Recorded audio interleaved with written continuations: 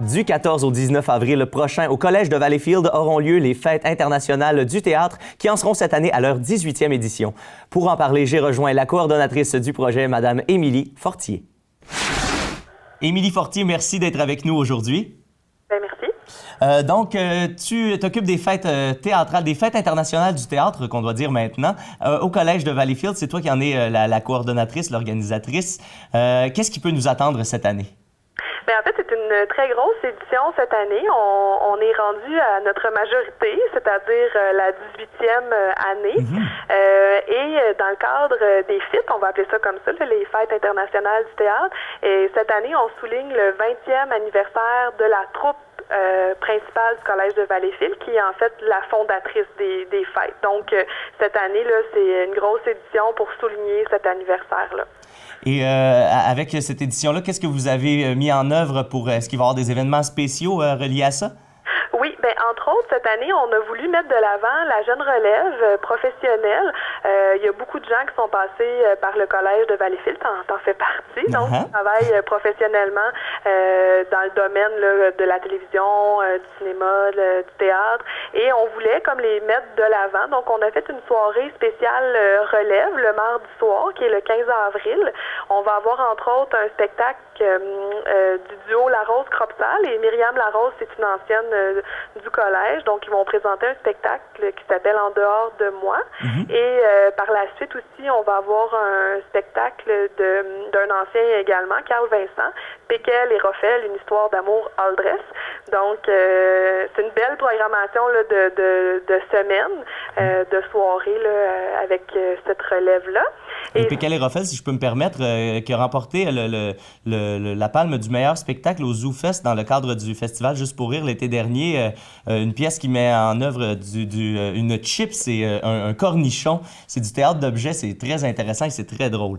Oui, puis en plus, Carl Vincent, celui qui est mon répondant, là, finalement, il nous encourage fortement pendant le spectacle à consommer de la bière et des chips. Donc, c'est un rendez-vous. Je serai présent dans le Café chez Rose ce soir-là. Et on appelle ça les Fêtes internationales du théâtre parce qu'il y a des troupes vraiment de partout dans le monde. Cette année, d'où viennent les troupes? Oui, alors on est vraiment heureux parce que pour la première fois, on va avoir une troupe de l'Argentine, donc un spectacle qui s'appelle Mandragora Circo. Donc c'est un spectacle qui allie les arts de la scène, mais en particulier le cirque. Donc ça va clôturer le festival samedi le 19 avril à 21h à la salle Albert Dumouchel. Sinon, on a une troupe d'Égypte. Ça aussi, c'est une grande première cette année. Donc, eux, ils vont présenter un spectacle à 17h vendredi le 18 avril. Donc, c'est une troupe qui s'appelle The Alexandrian Troupe. Et on va avoir une troupe du Mexique, mais en fait, de gens qui proviennent du Mexique, mais qui travaillent à Toronto. Donc ça, c'est des habitués du festival.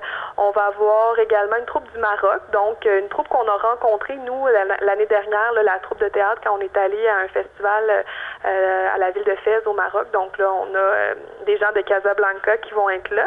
On a la troupe d'Allemagne aussi, qui est une de nos fidèles troupes là, de Tag Theater. Et nous allons avoir Core Theater, qui est une troupe américaine. Donc, ça, c'est le volet... Ah oui, puis on a aussi un artiste qui vient du Cameroun, mais qui réside désormais au Québec. Donc, lui, il était venu aux fêtes il y a plusieurs années quand il habitait au Cameroun, mais là, maintenant, il habite à Victoriaville. Donc, c'est avec nous. Changement de paysage. Et on a aussi des troupes universitaires, donc l'Université de Montréal, l'UQAM, l'Université Laval, et on va avoir aussi une troupe professionnelle d'Ottawa.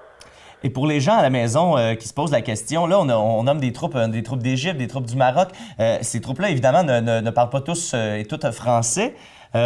Comment ça se passe en spectacle? Est-ce que l'accès au public est facile quand même si on ne parle pas la langue? Oui, tout à fait, mais je pense que c'est ce qui fait un peu notre particularité aux fêtes, c'est qu'on voit des spectacles vraiment dans toutes les langues. Nous-mêmes, quand on va dans un autre pays, on joue en français, fait que ça, on en est très fiers, et les gens vont jouer donc dans leur langue d'origine. Souvent, les spectacles, je vous dirais, qui sont en anglais, mais quand il y a un spectacle de la troupe allemande, ben c'est en allemand, en allemand, puis ça donne une autre compréhension au spectacle. Les gens s'attardent plus au visuel, au jeu de l'acteur. Donc vraiment, on réussit à vivre une expérience théâtrale autre.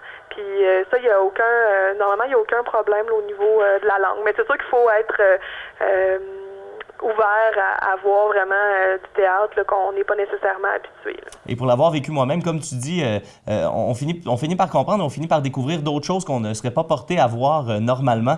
Si les gens veulent avoir plus d'informations, Émilie, est-ce qu'ils peuvent aller consulter sur Internet? Est-ce qu'il y a un site Internet? Oui, tout à fait. Vous pouvez aller directement sur notre site web. Alors, c'est fit.colval.qc.ca. Puis sinon, on peut aller aussi sur le site de Valspec. Donc, on est présent également dans leur programmation.